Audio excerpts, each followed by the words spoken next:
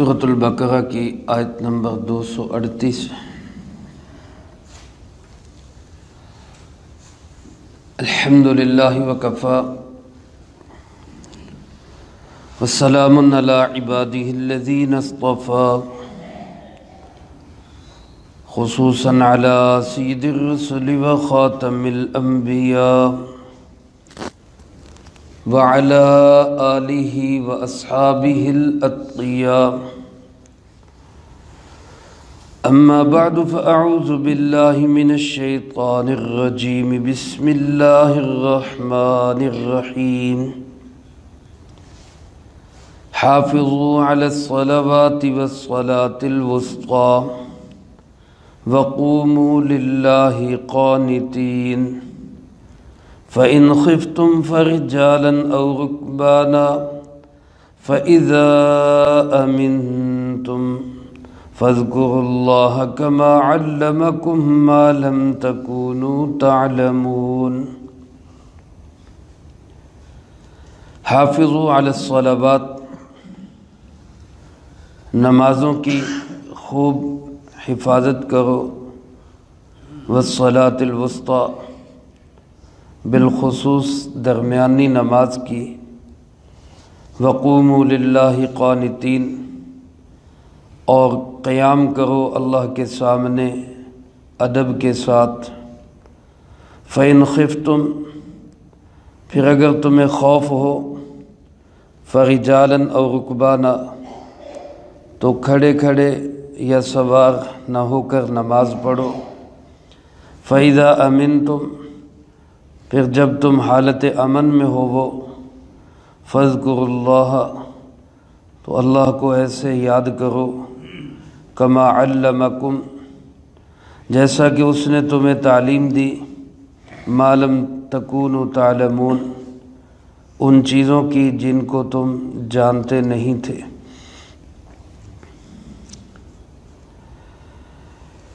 ان آیات مبارکہ میں اللہ رب العالمین نے نمازوں کی پابندی، بالخصوص درمیانی نماز کی پابندی کا حکم ارشاد فرمایا ہے، اور اللہ کے سامنے باادب، سکون کے ساتھ، اطمینان کے ساتھ قیام کرنے اور نماز پڑھنے کا حکم دیا، اور حالت جنگ اور خوف میں نماز کیسے پڑھنی ہے اس کا بھی طریقہ ارشاد فرمایا۔ میرے محترم دوستو، اس سے پہلی آیات مبارکہ میں طلاق اور اس کی عدت، وفات اور اس کی عدت کا بیان تھا۔ اس کے بعد بھی عدت کے ہی کچھ مسائل ہیں، لیکن درمیان میں یہ نمازوں کی حفاظت اور نمازوں کی پابندی کا ذکر، اس کا درمیان میں کیا جوڑ ہے؟ بظاہر یہ ایک بے جوڑ سا کلام لگتا ہے کہ طلاق اور عدت کے مسائل بیان کرتے کرتے درمیان میں نماز کا ذکر کر کے پھر وہی عدت کے مسائل، لیکن یاد رکھیں کہ اللہ کا کلام بالکل بھی بے جوڑ نہیں ہے۔ اللہ کا کلام اللہ کا کلام ہے۔ جیسے کسی نے کہا کہ کلام الملوک ملوک الکلام، بادشاہوں کا جو کلام ہوتا ہے وہ کلاموں کا بادشاہ ہوتا ہے۔ اللہ کے اس کلام کے اندر کوئی بات بھی بے ربط اور بے جوڑ نہیں ہے۔ علماء نے لکھا ہے کہ نماز کا درمیان میں ذکر اس لیے کیا گیا کہ جب طلاق کے معاملات ہوتے ہیں، خاوند بیوی کے اختلافات ہوتے ہیں، تو برادری، محلے والے، ان کو ان مسائل کو حل کرنا ہوتا ہے۔ اب وہ بیٹھے ہیں معاملات طے کرنے کے لیے، تو ایسی صورتحال میں عموماً نماز رہ جاتی ہے، اور ذہن میں کیا آتا ہے، جی ہم تو ایک بڑا مسئلہ حل کر رہے ہیں، صلح کرا رہے ہیں، لہذا نماز بعد میں پڑھ لیں گے۔ ایسے حالات میں اللہ رب العالمین نے نماز کا ذکر کیا کہ ان حالات میں بھی نماز کی معافی نہیں ہے۔ نماز کو خاص طور پہ دھیان سے، خیال سے اس کا اہتمام کرو، اس کی پابندی کرو۔ یعنی دنیاوی معاملات میں چاہے وہ کتنے ہی عبادت کے مسائل ہوں، کتنے ہی عبادت کے معاملات ہوں، ان حالات میں بھی تمہیں نماز کی بہرحال پابندی کرنی ہے، کسی حال میں نماز نہیں چھوڑنی۔ مغلیہ خاندان کا آخری بادشاہ بہادر شاہ ظفر، اس کا ایک شعر ذہن میں آ رہا ہے، بڑی خوبصورت بات کہی اس نے۔ وہ کہنے لگا کہ ظفر آدمی نہ جانیو اس کو، جو ہو صاحب فہم و ذکا، جسے عیش میں یاد خدا نہ رہے، جسے تیش میں خوف خدا نہ رہا۔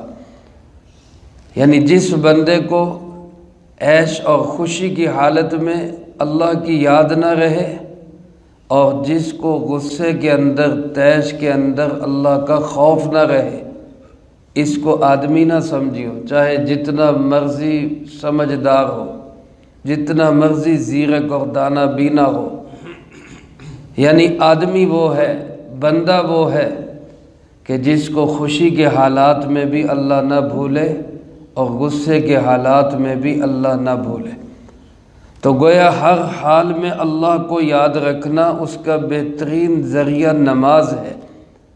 اس لیے ان حالات میں بھی فرمایا نمازوں کی پابندی کرو، حافظوا علی الصلوات، نمازوں کی حفاظت کرو۔ نمازوں کی حفاظت کیسے ہے؟ کہ نماز کو اس کے وقت پہ پڑھا جائے، وضو بھی صحیح طریقے سے کیا جائے، مرد حضرات جماعت کے ساتھ نماز پڑھیں، خواتین گھروں کے اندر نماز کی پابندی کریں، اور نماز کو بھی پورے آداب مستحبات کا خیال رکھ کے اس طرح نماز پڑھے کہ نماز میں کہیں اور خیال اور دھیان بھی نہ جائے۔ آگے قوموا للہ قانتین کا معنی یہی ہے، اللہ کے سامنے ادب کے ساتھ کھڑے رہو۔ حضرت زید بن ارقم رضی اللہ تعالیٰ عنہ فرماتے کہ پہلے ہم نماز کے اندر بات چیت بھی کر لیتے تھے، ابتدا اسلام میں نماز میں بات چیت بھی ہم کر لیتے تھے، لیکن جب یہ آیت نازل ہوئی قوموا للہ قانتین، اللہ کے سامنے ادب کے ساتھ کھڑے ہو، تو پھر ہمیں نماز میں بات چیت سے، اشاروں سے، ادھر ادھر دیکھنے سے ہمیں منع کر دیا گیا۔ اس بات کا خیال کرو کہ کھڑے کہاں پہ ہو۔ جناب محمد کریم خاتم النبیین صلی اللہ علیہ وآلہ وسلم نے ارشاد فرمایا، جو بندہ 2 رکعت نماز اس طرح پڑھے کہ اس کا وضو بھی صحیح ہو، نماز کے آداب و مستحبات کا بھی خیال رکھے، اور نماز کے دوران اپنے دل سے بھی باتیں نہ کرے، دل سے بھی باتیں نہ کرے۔ دل سے باتیں نہ کرنے کا مطلب کہ دل میں کسی قسم کا کوئی خیال بھی نہ آئے۔ اللہ کے محبوب صلی اللہ علیہ وسلم کے ارشاد مبارک کا مفہوم ہے کہ یہ نماز اس کے گناہوں کی بخشش کا ذریعہ بن جاتی ہے، گناہ معاف ہو جاتے ہیں اس نماز۔ تو نماز کا ادب یہ ہے کہ اس کی پوری پابندی، پوری حفاظت، پورا اس کا خیال رکھا جائے۔ اور یہاں اللہ رب العالمین نے جو صیغہ ارشاد فرمایا وہ ہے حافظو۔ حافظو اہل علم سمجھتے ہیں باب مفاعلہ سے ہے، اور باب مفاعلہ میں مشارکت یعنی جانبین سے کوئی کام پایا جاتا ہے، دونوں سائڈوں سے۔ اس کا تقاضا کیا ہے کہ تم نماز کی حفاظت کرو، نماز تمہاری حفاظت کرے گی۔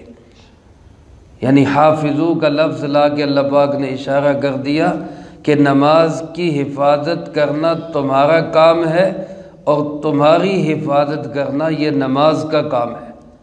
اگر نماز صحیح ہوگی تو نماز بے حیائی سے حفاظت کرے گی، اگر نماز صحیح ہوگی تو نماز بے شرمی کے کاموں سے حفاظت کرے گی، اگر نماز صحیح ہوگی تو نماز فقر و فاقہ، ذلت و رسوائی سے حفاظت کرے گی، اگر نماز صحیح ہوگی تو نماز اللہ کی نافرمانی سے بچائے گی۔ اس لیے فرمایا تم نماز کا خیال رکھو، نماز تمہارا خیال رکھے گی۔ اور خاص طور پہ فرمایا والصلاۃ الوسطیٰ، درمیانی نماز۔ درمیانی نماز سے مراد کون سی نماز ہے؟ اس کے متعلق علماء کرام کے مفسرین کرام رحمہم اللہ کے اقوال مختلف ہیں۔ بعض حضرات نے فرمایا کہ اس سے مراد فجر کی نماز ہے، کیونکہ یہ رات کی نماز یعنی عشاء اور دن کی نماز یعنی ظہر ان کے درمیان میں ہوتی ہے۔ عشاء اور ظہر کے درمیان جو نماز ہے یہ نماز فجر ہے، اس لیے اس کو نماز وسطیٰ کا قرار دیا گیا۔ بعض حضرات نے فرمایا کہ نماز وسطیٰ سے مراد مغرب کی نماز ہے۔ حضرت ابو قبیصہ بن زبیب رضی اللہ تعالیٰ عنہ یہ ارشاد فرماتے ہیں کہ نماز وسطیٰ سے مراد مغرب کی نماز ہے، کیونکہ ایک نماز ایسی ہے جس کی رکعتیں 2 ہیں، 3 نمازیں ایسی ہیں جن کی رکعتیں 4 ہیں۔ اب 2 رکعت والی ایک نماز، 4 رکعت والی 3 نمازیں، اور اس کے درمیان میں 3 رکعت والی ایک نماز ہے، یعنی مغرب ایسی نماز ہے جس کی رکعتیں 2 سے زیادہ ہیں، 4 سے کم ہیں، اس لیے اس کو کہا جاتا ہے نماز وسطیٰ۔ تو یہاں مراد نماز وسطیٰ سے مغرب کی نماز ہے۔ بعض مفسرین کرام رحمہم اللہ فرماتے ہیں کہ اللہ رب العالمین نے اس کو اسی طرح پوشیدہ رکھا جس طرح اللہ تعالیٰ نے شب قدر کو پوشیدہ رکھا ہے۔ شب قدر کی تعیین نہیں کی، اس کو تلاش کرو 21، 23، 25، 27، 29 میں، یا جیسے فرمایا کہ جمعہ کے دن ایک گھڑی ہے جس میں اللہ پاک سے جو مانگا جاتا ہے قبول ہو جاتا ہے، وہ گھڑی کون سی ہے؟ اس کو پوشیدہ رکھا گیا کہ اس کو سارے جمعے کے دن میں تلاش کرو۔ اسی طرح وہ فرماتے نماز وسطیٰ کو بھی پوشیدہ رکھا گیا، 5 نمازوں میں سے کوئی ایک نماز وسطیٰ ہے، لہذا اس کی تلاش میں 5 نمازوں کا اہتمام کرو تاکہ تمہیں نماز وسطیٰ بھی مل جائے۔ زیادہ تر مفسرین کرام رحمہم اللہ فرماتے ہیں کہ نماز وسطیٰ سے مراد عصر کی نماز ہے۔ اکثر مفسرین کرام کا فرمان یہی ہے، کیونکہ یہ فجر، ظہر اور مغرب اور عشاء کے درمیان میں عصر کی نماز ہے، اور اس کی اہمیت، خصوصیت اس لیے زیادہ ہے کہ عصر کا وقت عام طور پر کاروباری مشغولی کا وقت ہوتا ہے، کام کاج عروج پہ ہوتا ہے، لین دین معاملات سارے دن کے سمیٹ رہے ہوتے ہیں، ایسی حالت میں غفلت ہو سکتی ہے، اس لیے خاص طور پہ فرمایا کہ عصر کی نماز کا خوب اہتمام کرو۔ ایک حدیث پاک میں جناب محمد کریم صلی اللہ علیہ وسلم نے ارشاد فرمایا کہ جس شخص کی عصر کی نماز فوت ہو گئی، جس کی عصر کی نماز فوت ہو گئی، وہ انجام کے اعتبار سے ایسا ہے کہ انما وطر اہلہ و مالہ، گویا اس کا مال، اولاد، اسباب سب لوٹ لیا گیا اور وہ خالی ہاتھ کھڑا رہ گیا۔ جس طرح اس بندے کو افسوس ہوتا ہے، جس طرح اس بندے کو دکھ ہوتا ہے جس کی اولاد مر جائے، جس کے جوان بچے فوت ہو جائے، جس کا مال و اسباب لوٹ لیا جائے، جو خالی ہاتھ رہ جائے، جو سڑک پہ کھڑا ہو جائے، جیسے اس بندے کو دکھ، افسوس اور صدمہ ہوتا ہے، فرمایا عصر کی نماز جس کی رہ جائے اس کو اس طرح صدمہ ہونا چاہیے۔ اس سے بڑا صدمہ یہ ہے کہ میری عصر کی نماز رہ گئی۔ جب رسول اللہ صلی اللہ علیہ وسلم غزوہ خندق میں تھے، حالات بڑے ٹائٹ تھے، دشمن سر پہ کھڑا تھا، مدینہ منورہ کا تحفظ کرنا مشکل ہو رہا تھا۔ ایسے حالات میں دفاع کرتے ہوئے آپ صلی اللہ علیہ وسلم کی چند نمازیں قضا ہو گئی، جن میں ظہر کی نماز بھی، عصر کی نماز بھی، مغرب بھی، علماء نے لکھا عشاء کے وقت میں ساری نمازیں پڑھی گئی۔ تو رسول اللہ صلی اللہ علیہ وسلم نے اس موقع پہ فرمایا ملأ اللہ بیوتہم وقبورہم النار شغلونا عن صلاة الوسطی، اللہ ان کے گھروں کو اور ان کی قبروں کو آگ سے بھر دے۔ دشمن کے خلاف بد دعا کرتے ہوئے آپ نے فرمایا اللہ ان کے گھروں کو اور ان کی قبروں کو آگ سے بھر دے، انہوں نے ہمیں نمازوں سے، خاص طور پہ نماز وسطیٰ سے انہوں نے ہمیں جو ہے وہ روک کے رکھا، وہ ہماری قضا ہوگی، ہماری نمازیں انہوں نے قضا کروا دی۔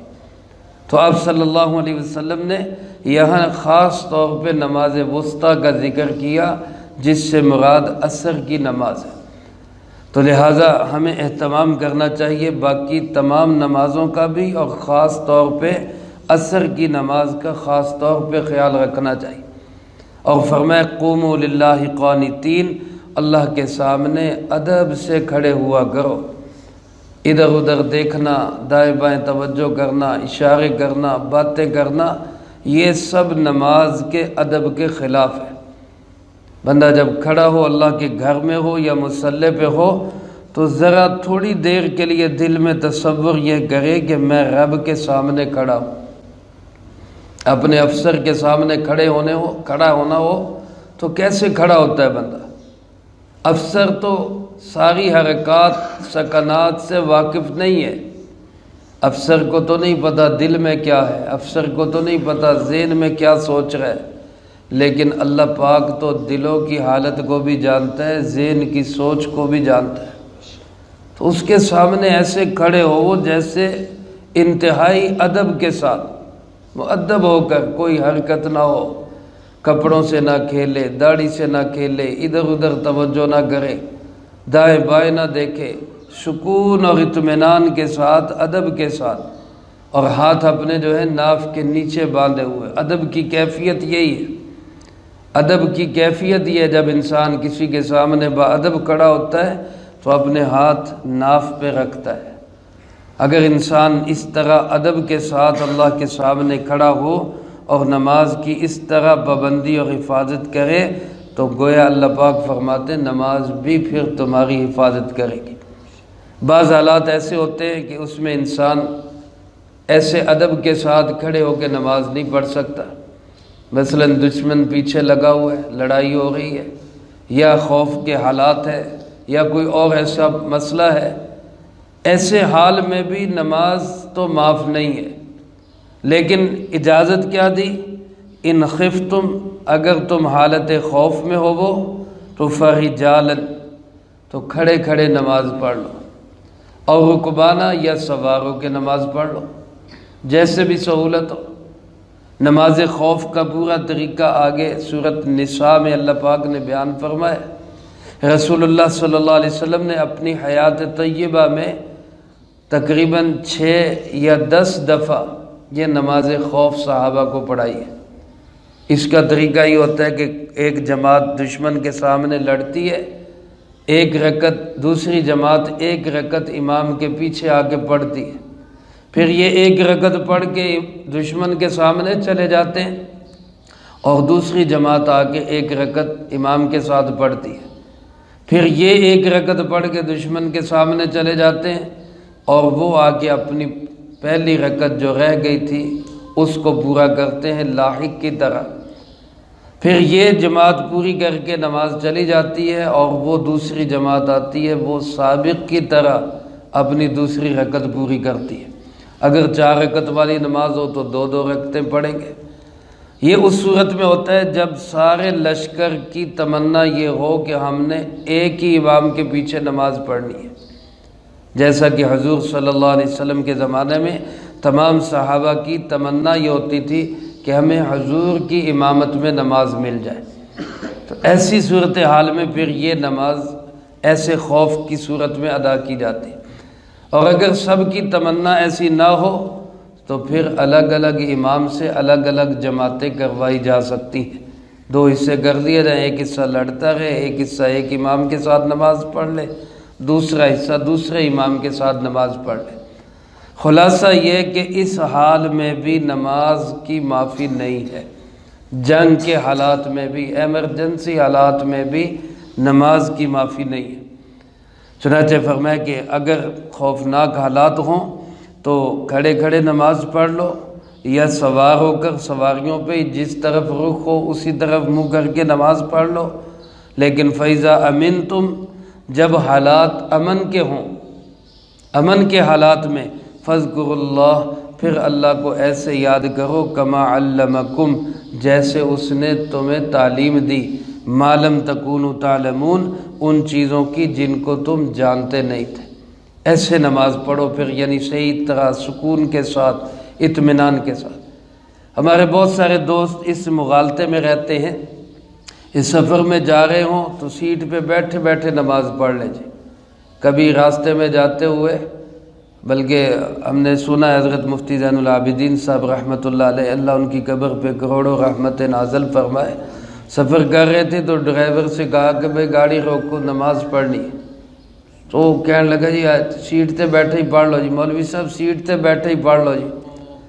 تو مفتی صاحب نے فرمایا کہ تو ڈرائیور ہے، مفتی میں ہوں، مجھے پتہ ہے نماز کیسے پڑھنی، گاڑی روک ادھر، نماز ہم نے پڑھنی، پھر آگے جانا ہے۔ تو گویا ذہن میں یہ بات بیٹھی ہوئی ہے کہ بھائی سیٹ پہ بیٹھے بیٹھے پڑھ لو، یہ ایسے سیٹ پہ بیٹھے بیٹھے نماز نہیں ہوتی، نماز کے لیے قیام فرض ہے، لہٰذا کھڑے ہو کے نماز پڑھنا یہ ضروری ہے۔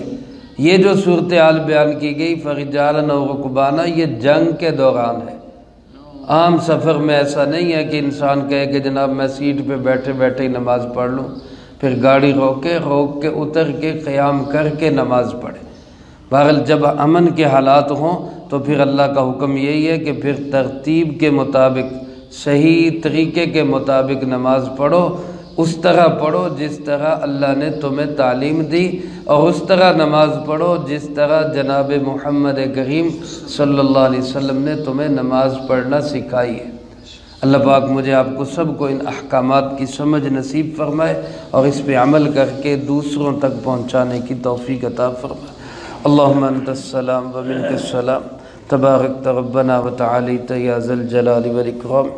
اللہم اعنا علی ذکرک و شکرک و حسن عبادتک، اللہم احسن عاقبتنا فی الامور کلہا وأجرنا من خزي الدنيا وعذاب الآخرة، اللهم باقية كباقية الوليد، اللهم استر عوراتنا وآمن روعاتنا، اللهم إنا نجعلك في نحورهم ونعوذ بك من شرورهم، اللهم اكفنا بحلالك عن حرامك وأغننا بفضلك عمن سواك، اللهم اكفنا كل مهم من حيث شئت ومن أين شئت، رب اغفر وارحم وأنت خير الراحمين، رب ارحمهما كما ربياني صغيرا، اللهم ربنا ظلمنا أنفسنا وإن لم تغفر لنا وترحمنا لنكونن من الخاسرين، ربنا تقبل منا إنك أنت السميع العليم وتب علينا إنك أنت التواب الرحيم، صلى الله